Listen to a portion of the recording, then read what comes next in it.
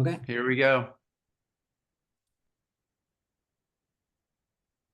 All right. Hello, everyone. Thank you again for joining us on another one of our Snorkel Zoom meetings. Hopefully, everyone can hear me. Please chat or text if you cannot or having any issues. Um, I think I can see that in the chat. But but I'll assume everybody is doing okay with this. Um, so the first thing you see is our new logo. So that's one of the things that we're really excited about. Ethan and I, our business is we started our first trip in 2014. I think we actually became a business in 2015, but anyway, our kind of our 10-year-ish anniversary. So we thought we'd start getting with the program and start existing in 2020s and do some changes. So hopefully you like our new logo. Definitely a huge shout out to the fellow from Australia who designed this. It was, I just, it was just throwing a dart at a board. Like I'm not even sure where to start. I just found this gentleman and asked him if he'd be interested. And um, I gave him a few parameters and he came back with this almost without having to do any edits. Like it was just like he got it. Like I really like the colors, the flow, um, certainly gives more sense of what we do as opposed to the barramundi cod, which was cool. We love seeing that, but of course, someone who doesn't really know about that wouldn't necessarily be able to associate that with snorkeling or recognize that is even a fish. So hopefully this works. Um, in conjunction with our new logo, we are coming out with a brand new website, which a big shout out to David Savage and Lynn. Hopefully you are on watching this, and I am recording it. Thank you for the heads up.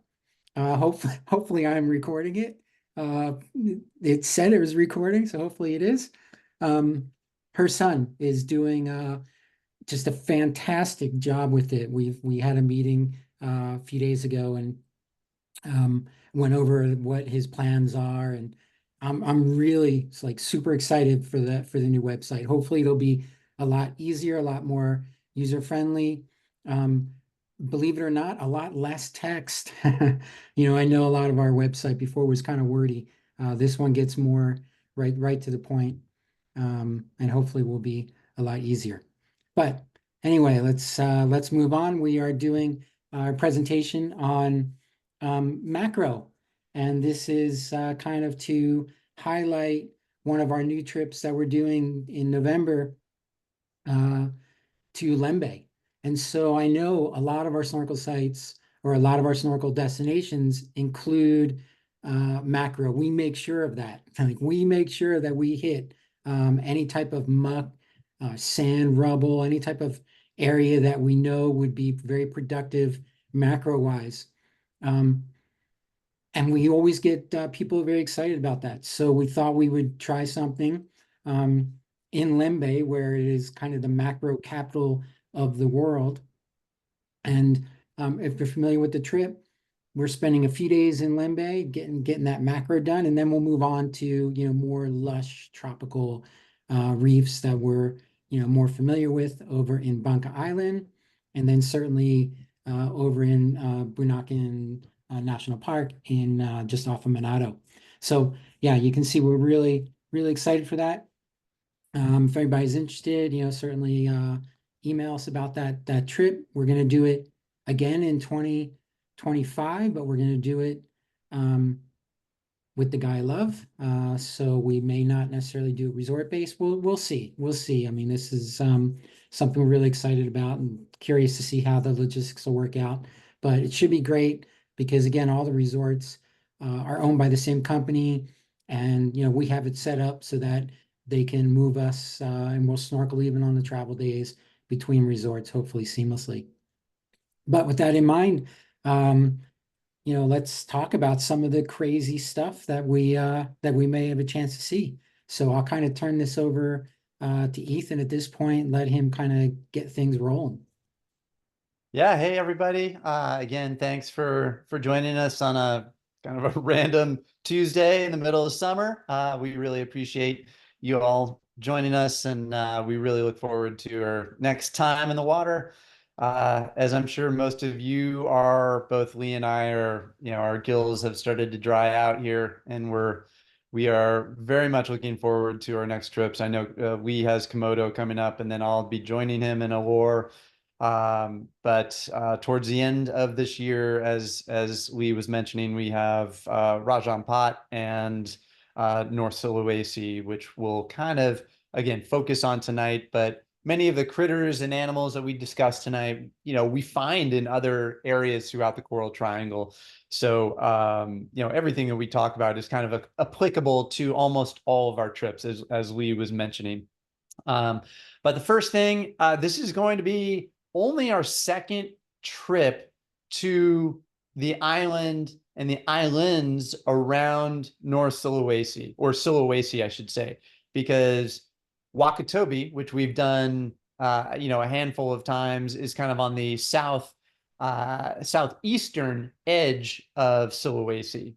But on this upcoming trip, we will be at the very tip, the very northern part of Sulawesi, which, those of you who have gone on trips with us and actually paid attention to any of our discussions, our nightly discussions, you may remember we talk a little bit about geology and kind of how the Coral Triangle, all the islands have formed through tectonic plate movements and so on and so forth. But Sulawesi is a very interesting geologic island, in particular, very different than most of the other islands throughout Indonesia, because it is made of islands that were smushed together over geologic time.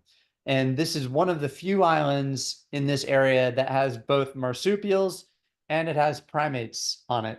So it kind of goes against, what Alfred Russel Wallace saw, and what part of what separated the Wallace line and Bali and Lombok and such. And of course, we can talk about biogeography, but it is an interesting area for terrestrial organisms because you have species which evolved and adapted to kind of island areas, and then those that were originated on Southeast Asian continent, and then kind of have been brought together on Sulawesi itself.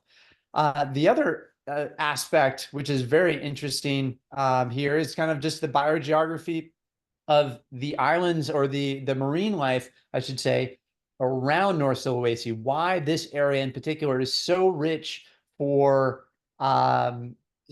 critters, for tiddlers, as some of our guests would say. As a The little, small, kind of rare, or when I say rare, I should say hard to find species, which aren't necessarily hard to find around North Sulawesi. Um, but this area, for some reason, gathers a lot of rare species that are super uncommon elsewhere. Something like the wonderpuss, for instance, relatively common in Lembe Strait, whereas incredibly uncommon in areas like Rajan Pod or Komodo and those areas, even though they exist there. But so we can, we'll talk a little bit about this area and why this area is so rich. But what you're looking at right now is the satellite image of Lembe Island, kind of on to the east here of the eastern coast of North Sulawesi. And what we'll be doing is flying into Manado, kind of on the west coast of Sulawesi, and then driving across into Bitung, and then taking a boat across the this strait here, Lembe Strait, which is over 9 kilometers long. So it's quite a long strait. We'll be taking that, just a short boat ride over to Lembe Resort, and this is what the resort looks like. It's nestled in to a beautiful little cove on Lembe Island. And I've stayed there well, I should say maybe 4 or 5 times before. absolutely awesome service and just a wonderful little resort. Um, very, very good food, which I'm really looking forward to fattening myself up as Lee and I tend to do on these trips. So this will be our first stop along the North Sulawesi trip, and then we'll be heading up to the island of Bangka, which the resort is right here on the southern tip. And again, as Lee mentioned, it's owned by the same company, so same great service, same excellent food. We've got most of the resort to ourselves for this trip, which is great. And then we'll be ending in Manado and at a resort called Murex, where we'll be able to do the national park centered around Bunaken. And this is where you'll get more of the walls and bigger animals, sea turtles and things like that, the bigger fish, because this area is obviously very well protected in terms of larger fish. So we'll have both the muck and the critters, and we'll have the kind of normal retinue of beautiful reef fishes with really good visibility towards the end of the trip, which will be great. But getting back to Lembe, this is a typical seafloor of Lembe. Not that we will be doing black sand the entire time. There are many coral reefs there, many nice shallow reefs there, but in between those reefs, you'll see sand slopes. So obviously this area is all volcanic. There are active volcanoes in several parts. You'll probably see some that are smoking. One went And off not too long ago. yeah, yeah. Uh, so that provides all this wonderful black sand, which, when we get there, you kind of, it looks more gray than black because it does intermix with calcium carbonate. So you do get kind of a mixture of this black and white. But this is a typical bottom, but certain critters just absolutely love this habitat. So you got your flying grenard here. Now, if we saw something like this, we'd all go, be very, very happy. I'm not guaranteeing this, but this is one of the more common areas for one of the most rare species throughout the Coral Triangle, the mimic octopus. And they do exist up in the shallows. On one of our more recent trips, we spotted a wonderpus up in just a meter or two of water. So you never know. You gotta be there. Um, Again, you get lots of these saddleback anemone fish there. These guys are super aggressive in Lembe, I found. This is the only place I've actually had them take a piece of me. Uh, but they are very easy to get a picture of because they will swim right up to your camera, which is great. So very large saddleback anemone fish there. But if you look closer at some of them,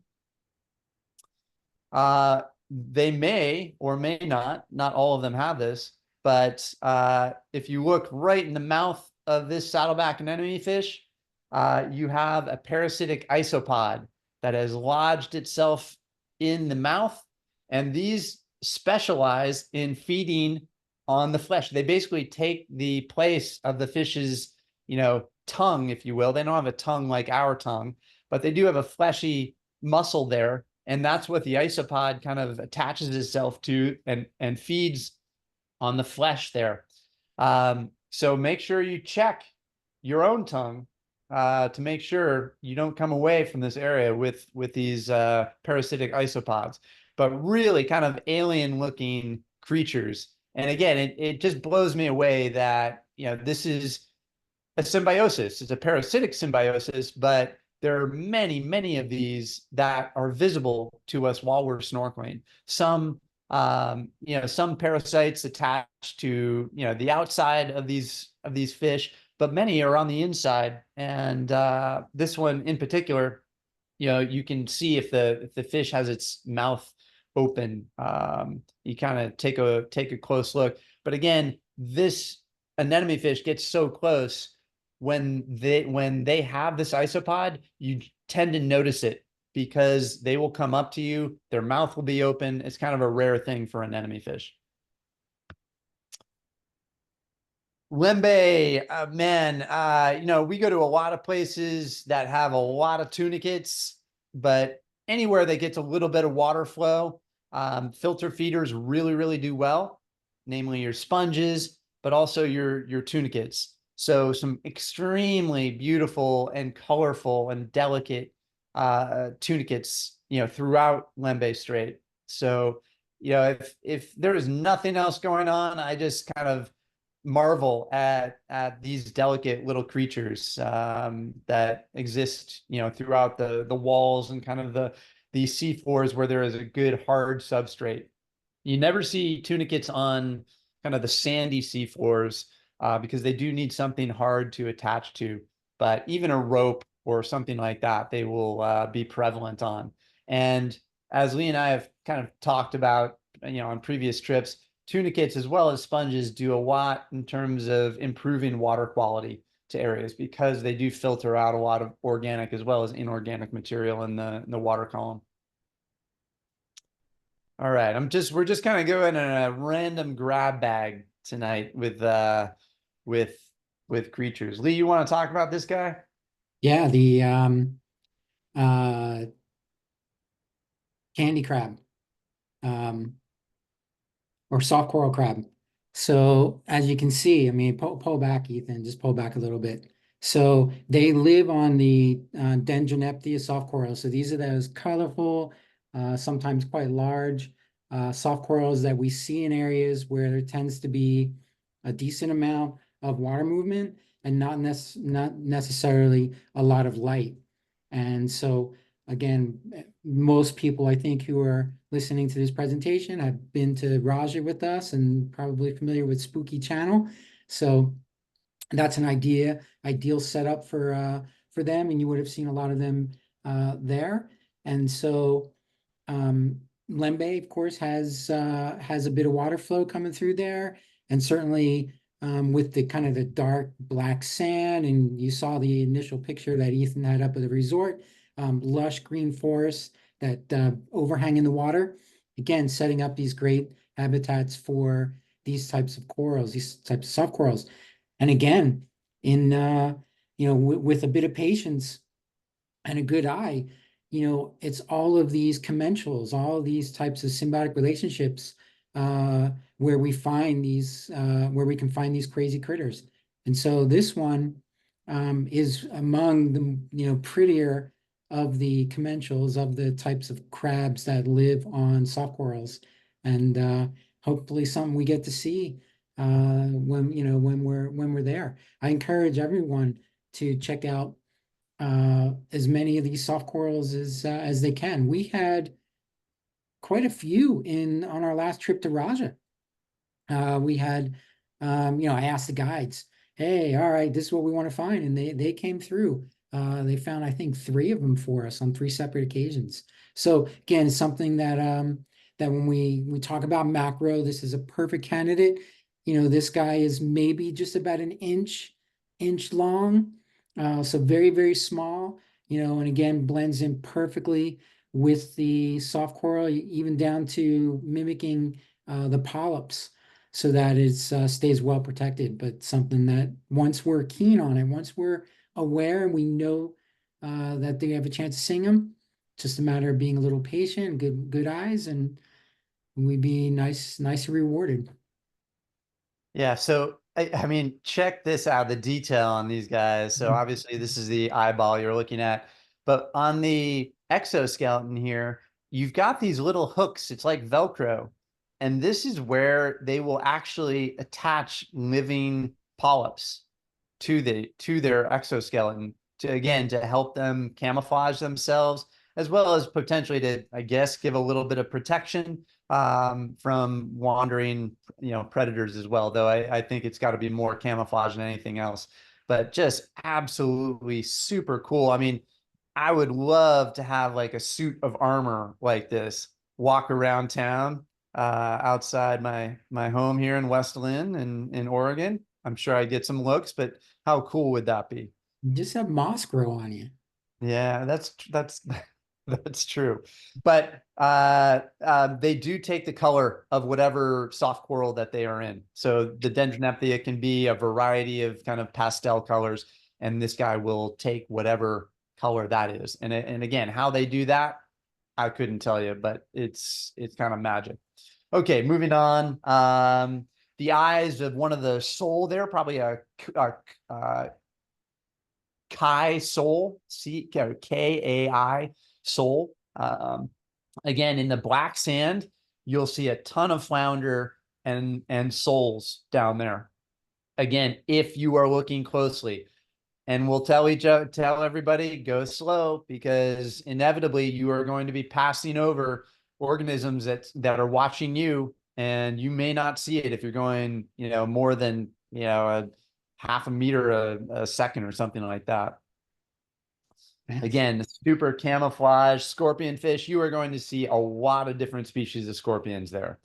Probably more so than anywhere that we go. And not that the area has more species, it's just they're concentrated and excuse me, and just seem to be more visible in Lembe than anywhere else that I've been throughout the Coral Triangle. Cephalopods.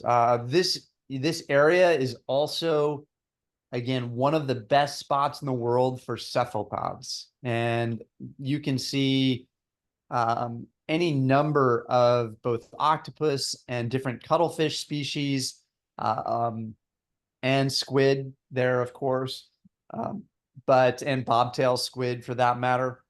But they will often not only, you'll get the daytime octopus, which we see very often on our trips where there are lots of coral reefs. We get that there, but more often than not, over the black sand areas, you see a number of other species which like to live in burrows or holes in the black sand.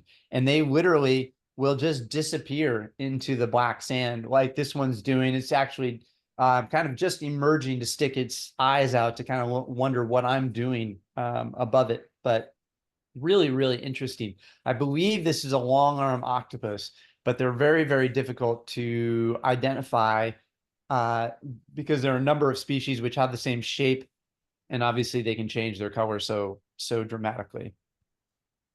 Another cephalopod, which is, I won't say common, but it's not uncommon throughout this area, is the blue ring octopus. And this is probably twice life size. Blue rings, for those of you who have seen them, they're quite small and usually extremely well camouflaged. But when they are alarmed, this is the way they look. And there are a number of species. There are at least 3 species known in Lembe Strait. At least it's believed. And again, they're very difficult to separate into species. But absolutely stunning little critters. And this next shot is of a blue ring that's at the end of its lifetime. So it has mated, and it's laid its eggs, or it's carried its eggs to term, and what it's hiding in is a glass bottle. So throughout Lembe, you'll see jars, and you'll see shoes, and you'll see, coconuts, all, littered on the bottom. And the octopus in particular, as well as other species like seahorses and such, will take advantage of those jars as potential habitat to protect themselves in. So that's what this is kind of curled up in. You just see the eye and the siphon here, and then one of its tentacles kind of curled all around it. But if you notice the kind of the coloration here, you can actually see all these little dots are its chromatophores, and it's not able to readily change color anymore as it ages very, very quickly after, at the end of its life history. So this is kind of what you're seeing towards the end, or octopus that can't necessarily change color really dramatically, and they're a little bit slower and such. But there's also some good detail of one of the suckers here, which is really, really cool. But any jar that you see on the bottom, or yeah, shells. If you see shells, some octopus will actually use shells. There's a species of octopus called the coconut octopus, which uses shells often, or a half a coconut to hide itself in, which is pretty cool. This is a species that we found on one of our last trips together, the wonderpuss. And these are also, um, readily seen around this neck of the woods. Again, not guaranteed because they are hard to find, but our group had a really good look on the last trip that we did in Rajan Pot, which was fantastic. Really Yeah, relaxed. black sand. Yeah, that's right. Really relaxed animal. And again, they live in burrows. So often you just see kind of the eyes sticking out from a hole. And the Indonesian guides, which will be with us, they carry these little pointer sticks, and they will kind of play. They have a little chain on the end of it, and oftentimes they can almost lure them out of their holes kind of by shaking that stick in a little chain. And whether the octopus wants to play with it, it obviously knows it's not prey, but oftentimes it does work in getting them out of their holes, and they just kind of hang out and kind of walk around for a little bit and then go back to their home. All right, on to some fish. So frogfish are another group of organisms which we are always excited to see. And again, rare to see them on our snorkeling trips elsewhere. I shouldn't say rare. I mean, they're there, but they're hard to find because they are so well camouflaged. But again, in Lembe, it seems to be one of those places where they are prevalent. And it may be because you've got a lot of black sand, and you've got these very colorful frogfish, similar to Sumbawa, for those of you who've been to, And Sangiang. again, Sangiang, where you've got lots of black sand, and oftentimes we find very colorful frogfish there. This is a juvenile, so this one's probably only a centimeter and a half, and I do not know what species at this size, but obviously it sticks out, which you would assume wouldn't be good for an animal that's only a centimeter or a centimeter and a half, but many of them do fine. So I don't understand why they're not tasty to other creatures, because they do cannibalize each other. But I don't know. I don't know. They seem to do fine. yeah. So this is from the Philippines, and again, it's black sand. So that's probably the underlying theme here, right? Because everything that we've talked about um, tends to be found in black sand. And that's, when we first present it is, okay, this is going to be our snorkel. When you first get in, you might think, well, there's not much going on here. But that's kind of what makes the area so special. It's because whatever you do come across that looks just out of place is probably something really cool. Like again, this is also another juvenile frogfish, and it was only maybe an inch or two long. And you look down and you're seeing black sand, and then something, looks like, I imagine they're trying to mimic a piece of sponge or something that's usually not palatable to most organisms.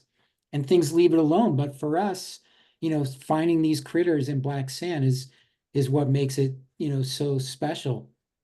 Because, like Ethan was saying, it's not that these things are not super rare or not found in the other areas that we go. It's imagine trying to find this guy who's just a couple inches long amongst the backdrop of a colorful coral reef, right? I mean, for us to be able to find them becomes, a huge challenge. But you finding that, you go in these black sand environments and they just tend to pop out at you. So like you mentioned, Sangyang, um, Lembe, down in Horseshoe Bay, some places in the Philippines. I mean, everywhere we go, if we have a chance of snorkeling in and around black sand for these types of crazy critters, we go for it. And that's what kind of drew us to Lembe, is that everybody else is, also just as interested, and that we have these huge areas at our disposal to be able to explore and find these kind of really, really interesting things that we just don't get to see. Where maybe it's more, I could say we don't necessarily get to find in areas where there's just so much more going on. Absolutely. And this is the same species as we just, so this is a juvenile, and I believe it's a painted frogfish, Antinarius pictus. And this would be more of your adult. Not that they have to be white, or they can be any color really, depending on, where they are living. But here you can see some of the real detail of the face. I mean, absolutely, I want to say beautiful, but maybe people will take that the wrong way. They are very interesting looking, and maybe that's why Lee and I really like these. Another frogfish here. This is a warty frogfish, and really, if you just kind of in your peripheral vision, you would never guess that's a fish, um, because all these spots on it are, and I won't say the word designed, but they are meant to act as camouflage, like to mimic a sponge. So, and here's the eye, of course. So the animal does really look like a sponge from afar, and or even up close. So it will definitely trick unwary prey. And it's, again, a good thing these things aren't like 8 feet long, and we're not just a little bit smaller, because undeniably our waiver would have to be a lot longer, because we would lose snorkelers all the time to frogfish. I mean, it would be really good video, but it'd be a bad way to go. Okay, another frogfish which is known from this area is the hairy frogfish, and absolutely, again, just kind of a unique looking fish. Here you see the eye, and the ecilium and esca up in here. It uses its pelvic fins to walk around down here, and here's its caudal fin back in here. But absolutely cool. Really matches kind of the seagrass and algae and stuff floating around on the black sand bottom. Now, looking straight on this fish while it is hunting, so this is the esca that it uses, the fishing lure that it uses to attract prey. So you can see in the background, which is out of focus, the actual fish with its mouth, its eyes back in here, and then its first dorsal spine is called the ecilium, and that kind of at the end of it is this esca. And each species has its own unique shaped esca to attract particular types of prey that species of frogfish prefers to eat. But this one in particular kind of acts like a worm. It shakes. And again, they will use different methods to attract different casting methods, I should say, with their fishing lure. Sometimes they flick it forward. Sometimes they flick it to the side. Sometimes they'll shake it. It's really, really cool. So I hope we get a chance to see one that's hunting while we're there.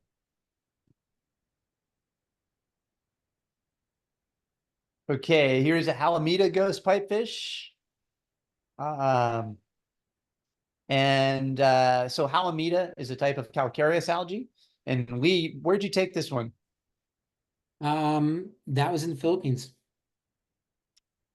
Black sand.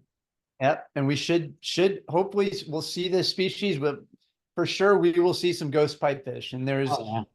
yeah, I mean, we tend to see robust ghost pipefish more often than any other species, but we do see, this one in particular, which takes the shape of this calcareous algae.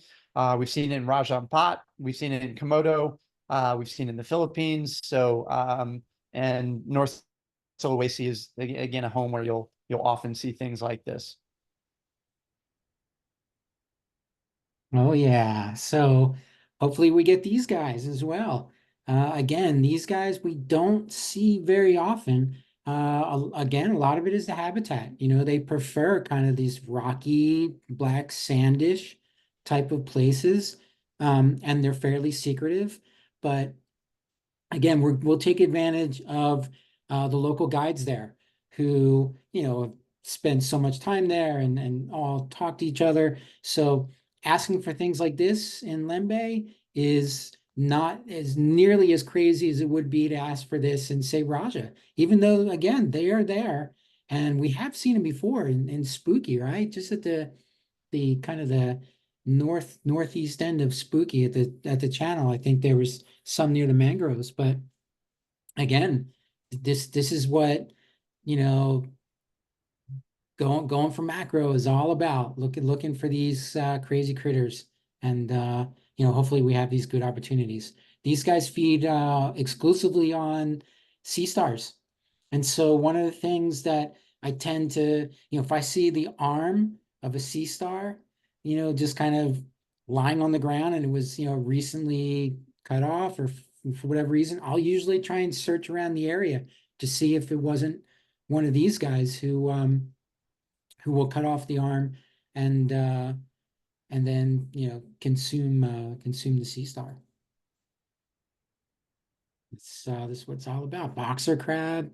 Again, these are just some of the critters that we have a chance of seeing. Things again that we wouldn't necessarily in many of the habitats that we spend time in, because we're certainly looking for beautiful coral reef, lots of areas with fish. Uh, so we don't necessarily get this type of exposure. And again, with this trip, it's not like we're going to spend all 12 days just with our heads in the black sand, though I would not complain too much myself. But I know a lot of people also really want the nice diversity of reef around the area. So at least for the first few days while we're in Lembe, things like this is exactly what I will be focusing on. Again, Princess Leia crab or the anemone hermit crab. So much like the boxer crab just before, they have a kind of a relationship with anemones where they use them for their own defenses. But at the same time, the anemone gets some type of protection because, of course, these anemones don't have the fish, don't have an enemy fish to help protect them. They chose to, well, maybe that's not the right word to right phrase to use, but the relationship evolved so that the protection that they find is from the crabs themselves. And they also get a chance to kind of move around, which allows them better access to food. So most of the anemones that live on things like this anemone hermit crab or the boxer crab in the previous picture uh, are filter feeders. So as you can see, so he is appropriately named where you can see he has the two anemones on his claws that he uses. And then if anything comes by that potentially is a potential predator or molests him or her, he will literally box at it, push the anemones in the face of whatever is bothering him as a way to defend himself. And so for size, his carapace or his he's only maybe a quarter, maybe a quarter in size. Very, very small, but really, really cool. Again, that's what it's all about there. Okay, one of the nudibranchs that I really hope we see is this Philodesmium, which is the largest species of solar powered nudibranch. Now, there's a number of species within this genus, and probably over a dozen in the family that this species belongs to. But this one is by far the largest, and I've seen them maybe 8 inches long sometimes. I mean, man, I mean the serrata, so the tubes on the back, which are the serrata, you really see elongated here with the zooxanthellae. So all these brown patches that you see are clumps of zooxanthellae, the symbiotic algae, same algae that coral uses and giant clams use and such. And so really an unusual and absolutely beautiful nudibranch. They're kind of hard to photograph because they are so gangly in terms of these serrata are always kind of moving around. but really, really an amazing creature. Now, closely related is another Philodesmium, which we do see elsewhere, and we see this quite a bit in Rajan Pot in particular, but I've seen it in Komodo, I've seen it in Awar, and really the key is you look for these soft corals, this type of soft coral, which grows in very large colonies, and almost, I don't know, 1 out of every 3 colonies of this soft coral, you'll find this, excuse me, nudibranch feeding feeding on these polyps. So, excuse me. Again, a very unusual but very, very beautiful nudibranch. Hey, can you go back to the Harlequin shrimp real quick? Harlequin shrimp. I think I forgot to call out their name. So thank you for folks who were asking, what is that? At least I think that's what you were asking about. But Harlequin shrimp. All right. Seahorse. And yeah, again, you sometimes you get these yellow, this one's an estuarine seahorse, you get these yellow seahorses against that black sand. I mean, especially, bright stuff. And again, Ethan kind of mentioned, like, why would it be so bright against such a dark background? Because the contrast, you would think that anything would be able to see it. But their whole MO is to camouflage. And so a lot of times things in black sand, if it's just laying there, wouldn't necessarily, and it's bright, wouldn't necessarily be looked at twice because a predator might think it is really just sponge, just a type of invertebrate that they're not interested in at all. And so, the bright colors actually can work for them, even though, again, they just pop against that black sand. And for us, I mean, the good thing is you just get that color against that black sand. I really can't wait to get there. But Sangyang, Komodo, we'll be there for sure. So we'll get a little practice in Sangyang before we hit Limbe. Yeah, so years and years ago when Jerry Allen and Paul Human and that group came out with their fish book, one of the first editions had a yellow um, lionfish, Brachyopterus. And the common name escapes me at the moment. Ethan, the common name for these guys, you remember? The Garawas Brachyopterus. short fin. What is it? Short? No, short. Well, anyway, lionfish for sure. And so they had a picture of a yellow one, and I couldn't believe it. I'm like, no way. Like they must have, you know, tweaked some colors. Like I was convinced that there's no way a yellow one exists. And then sure enough, black sand. Got the yellow one. I think this is Sangyang in Komodo. Had a nice yellow one like this. It totally made my day because, again, that was something that I'd seen years and years ago and just didn't think I would ever get to see because I wasn't even sure if it was a real type of coloration for these types of fish. And sure enough, there it is. And so, super excited for these types of opportunities. I know this is a species that Mhm. he in particular is very excited about. And, having been to North Sulawesi a number of times myself, I had originally become a little bit blasé about them because they were everywhere. The interesting thing about this species, which is the Bangai cardinalfish, so originally kind of described in the Bangai Islands, which is along the edge of kind of central Sulawesi. Just south These of guys Togans.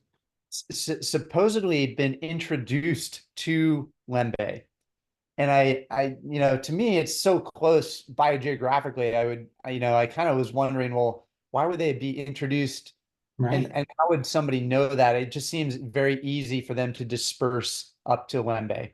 I mean, But right. whatever the case, it seems like their population has kind of expanded and contracted and kind of settled into uh, um, where they're a permanent fixture, in Lembe. But when I first got to Lembe, maybe 15 years ago, maybe more, maybe 20 now, getting old. they were everywhere, and they tend to associate near anemones. They are not anemone fish, they're cardinal fish, so they don't generally swim like through the tentacles and such, but they tend to aggregate near anemones as well as urchins. Um, but then the last time that I was there, there were very few. So I didn't know if it was a seasonal thing, or were predators finally catching up, like, oh, these things are pretty easy to catch.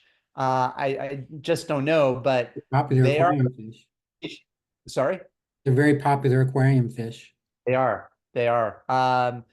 But whatever the case, we will see them, and you will see them in Lembe. You will not see them once we get around to Bunaken, and I don't think at Banca, but for sure, this is one of those rare animals that you will see in kind of one spot. And again, only kind of very tightly spaced in terms of biogeography in the Coral Triangle. So a very unusual, very beautiful cardinal fish that we'll take a look for. And we'll very likely see this guy as well, our old logo, which we has just thrown out the window. This is the juvenile barramundi cod, or humpback grouper. And you can kind of get a sense in this still picture how they wiggle around and how they behave. And again, it's always been a mystery to us why they do that, because they seem to be calling attention to themselves. But whatever the case, they're an absolute beautiful fish.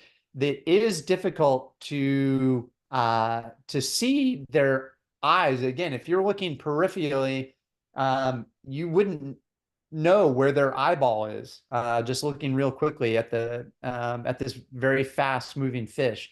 But it hides amongst all the black polka dots on this beautiful white fish.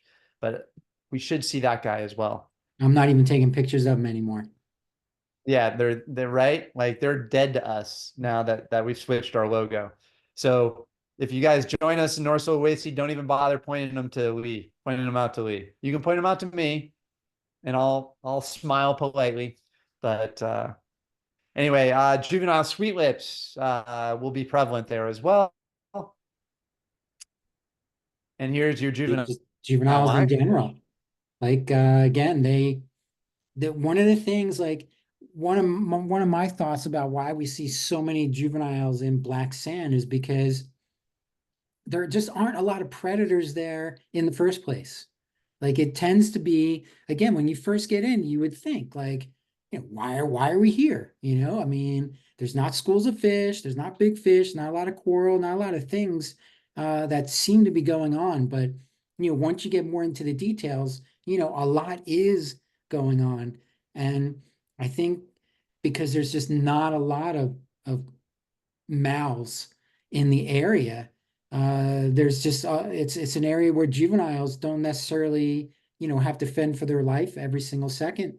Give them a chance to kind of mature, where they can move off into areas uh, that they that they normally are. This one's just a juvenile Pterois volitans, just your kind of your common lionfish, and we know that they inhabit lots of different reef environments, certainly healthy reef environments, but we rarely see the juvenile. And again, I think it's they like the black sand or these areas that just have just a few. And, that's one of the things, you see a bigger rock, amongst the black sand. You definitely go where there. There's all these little oases that tend to attract juveniles. So again, gives us a chance to see stuff like this. This was in black sand in Alor. Again, everywhere we go, we try and find these black sand areas, and we're always treated to just some really remarkable things. Mm. Another bizarre critter that I have really, as far as I know, have only seen it in North Sulawesi, are spiny tiger shrimp. These are not the tiger shrimp that you eat. These are much smaller and obviously very, very beautiful animals. What you're seeing are two here, one on the left here and one on the right. Let me blow it up a little bit so you can see they are actually in combat right now. And almost assuredly, it's a territorial thing. but absolutely beautiful colors on their exoskeletons. So their eyes, this is one eye here, this is another eye. This is kind of the front and the main kind of pincers right in here. And then on the animal on the right, this is one eye and the other eye is hidden behind some of its antenna. But absolutely stunning. They are quite small. You're talking about, I don't know, a centimeter, centimeter and a half, maybe 2 centimeters for the larger ones, but really, really exquisite organisms. And this is why, I mean, both Lee and I, just are marvel at natural selection and biodiversity on our planet. And this is the type of organism which really makes you just kind of, it blows your mind that we exist on the same planet as these guys and that we've evolved kind of alongside them. Just absolutely beautiful. Another group of, or another species of shrimp, which we will very likely see. And these inhabit fire urchins. And these are, God, I'm blanking on the name. Coleman's? Are they Coleman's? Coleman. Coleman shrimp? Yes, Coleman shrimp. So that you see the female on the right here, she's much larger than the male. They almost always are in a male-female pairing, and they are quite visible. The female is usually at least 3 centimeters long, but they're always kind of in the venomous spines of these large urchins, which inhabit the black sand seafloor. So we will certainly look for these guys. Really, really cool group. Yeah, just another type of crustacean that again just super colorful against that black sand, against the background. Just you know, again, it's just something we hope we get to see. I'm not sure what species that is even, to be honest Yeah, with you. that may be undescribed because I've looked for that one, and um, uh, again, where there's current, there's going to be sea whip corals, and on sea whip corals are almost always symbiotic fish and or symbiotic shrimp. And what you have here, what you're looking at here is a symbiotic sea whip shrimp on the surface. Again, the coloration, the patterning, even the shape of the carapace, the exoskeleton, kind of matches the knobby core, the knobby tentacles and such on it. So, and they will take the exact color. So you'll see the guides as well as Lee and I really expecting some of these larger sea whips for these guys. Really, again, very interesting animals. Oh, Halloween hermit crab. Again, I expect to see them uh, basically every late afternoon. We're out snorkeling, and certainly we're going to do a night snorkel or two on trip into Lembe and or North Sulawesi, and we will almost assuredly see them at night. Just very, very cool looking uh, hermit crabs that inhabit the shells of cone snails. So if you're from, well, so cone snails, the operculum, so the area that is, kind of the opening to the inside of this shell is very thin.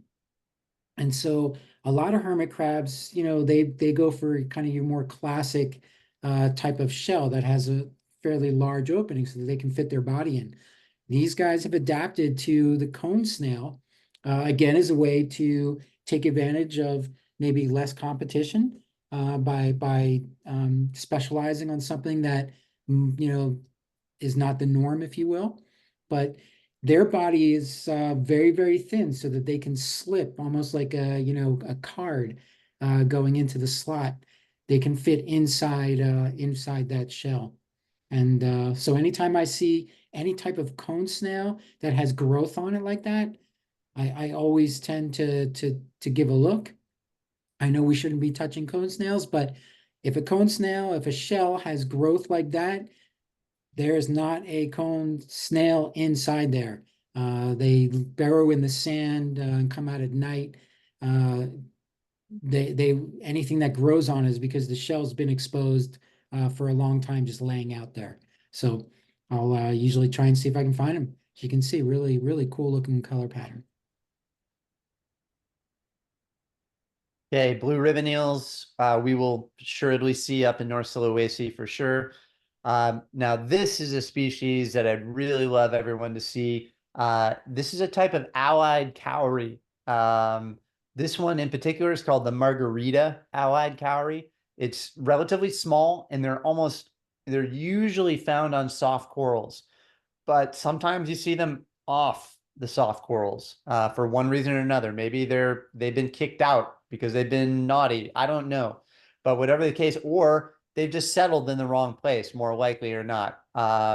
And this one was a juvenile. It's quite small, probably a centimeter or so, but they do get larger than that. They can grow up to about an inch. At least some species within this family. Absolutely exquisite mantle, and again, the mantle is the flesh that actually lays down the shell and kind of comes around the outside of the shell when they're not they're not sucked into the aperture and protecting themselves. So we'll take a look, and something like this, you'll see, Lee and I get quite excited about if we find this guy or a species similar.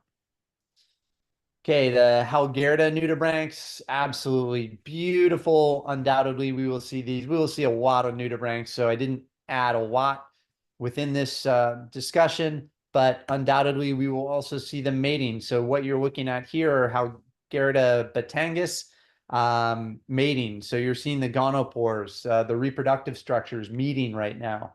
And so either they're passing sperm to one another, or one is kind of the male acting as the male, and the other is acting as the female. They are simultaneous hermaphrodites, but sometimes one is kind of more dominant than the other and kind of takes one role or the other. So we'll see some nudibranch mating undoubtedly. You will certainly see a lot of gobies and triple fins on this snorkel trip, which will be cool. Some really colorful ones. This is a species of triple fin living on a very, very colorful coral, which the name of the coral, do you know this one, Lee? You probably have to see the whole thing. Yeah, Uh, I yeah. think I'm not sure. It's just escaping me right now, but it is prevalent throughout Lembe Strait. Very, very colorful. We see it elsewhere, but in Lembe, this is a very prevalent looking coral. Again, another big find if we see this guy, and they are throughout the strait, called ambon scorpionfish. So this is also a very rare scorpionfish. They have like big eyebrows, and that's kind of the biggest distinctive feature for ambon scorpionfish. Very, very dramatic, wide eyebrows. So we will hopefully run into that. Now, another species, which I certainly can't guarantee, but is probably one of the least common species I have ever seen, is this guy. And it is there, and undoubtedly you will snorkel over it. This is the hairy octopus. So these guys reach about 2 to 3 centimeters, but everything you see on this is part of the animal. So here's the eye. All these little filaments are part of the actual animal. They are part of its epidermis, and they have chromatophores all throughout. So, they can slightly change their color, but they're really mimicking filamentous algae, and they obviously do it very, very well. But if the guides, we're really reliant on the guides to find something like this. But if they find one, man, that would be huge, huge, huge. So they are there, obviously, because I've taken a picture of them there, but we just keep our fingers crossed. Also, dwarf cuttlefish. As I mentioned, a lot of cephalopods on this trip. Undoubtedly, we will see at least 3 species of cuttlefish. This is one of them, the dwarf cuttlefish, and very prevalent at night, but during the day, you can find them as well. So this was shot during the day. Snake eels. again, almost a guarantee that we'll be seeing snake eels often. They will have symbiotic shrimp on them, kind of cleaning them with their head out of their burrow here. Very cool kind of symbiosis. This is another interesting symbiosis that we kind of commonly see throughout the coral triangle. This is bubble coral with a symbiotic shrimp called Vir philippinensis. And the shrimp just lives literally within the kind of the blown up tentacles of this bubble coral. So you'll see Lee and I kind of inspecting these corals when we run across them, because almost always, they will have either fish or the symbiotic shrimp or orangutan crabs, which would be very cool to find. Flatworms, again, undoubtedly we will find them. And I'm just going to hurry through the last through few slides here. So I don't know. Is this yours or mine? Anyway, some It's sea yours. I moths. think that's yours. Anyway, some sea moths here. Again, a relatively rare find anywhere else in the coral triangle, but where there is black sand, these guys are almost always out. And they're such a bizarre looking fish. It's as if somebody stepped on them. And they literally just kind of their pectoral fins and pelvic fins, they crawl across the bottom with their pelvic fins. And then they got their pectoral fins, which also kind of have evolved into claw-like tips, and kind of they scurry on the bottom very slowly, but very unusual looking animal. And then this was actually not taken in Lembe, but it is something that, kind of a cool behavior. These are two small scorpion fish. I don't even know what species. I've never speciated these guys, but you'll see one, this guy actually has its entire mouth over the head of this other individual. So they were fighting, and of course they can't fight with their fists. So they almost always kind of interlock their mouths. Well, this one missed the mouth and kind of engulfed the head of the other one. So kind of an unusual behavior that we were able to see. And finishing up, I think this may be kind of we're ending up here. We will see some basket stars, especially if we get out at night at some point. And kind of during the day, they are all squished up, all their kind of their long tentacles, which slowly move around the water column to catch planktonic organisms. They're all balled up like this. And I think that is it. And this is what Lembe Strait looks like in the evening. Again, you've got volcanoes nearby, and then kind of this relatively wide strait with a lot of surface area, and a lot of water flowing through there, which again brings a lot of recruitment of both invertebrates and vertebrates throughout this area. I cannot wait to get there. So again, if you guys are interested, we have very limited room remaining. So please contact Lee as soon as possible if you are interested. And I will end on this. And if Lee, you want to talk a little bit about our upcoming trips. Yeah, just like I said, we're getting the website up and running. Well, replacing this old website with the new one in the next couple of weeks. At that time, I'll also introduce. We've had a few people ask about trips in 2026, so I'll introduce some of those on the website. They'll come out with that, but certainly 2025. If there's any trips that are interest to you, let me know. We still have some availability on some of our trips there. The Togian Islands. So when Ethan mentioned the Bangai cardinalfish, so Bangai Island is just south of the Togians. So if you're not joining us in North Sulawesi, then and you want to see the Bangai cardinalfish, we have a very good chance in the Togian Islands as well. But yeah, just want to thank everyone for joining us. We really enjoy doing these. We hope that you guys enjoy listening to us. And again, if you have any questions about anything, please email. I'm here.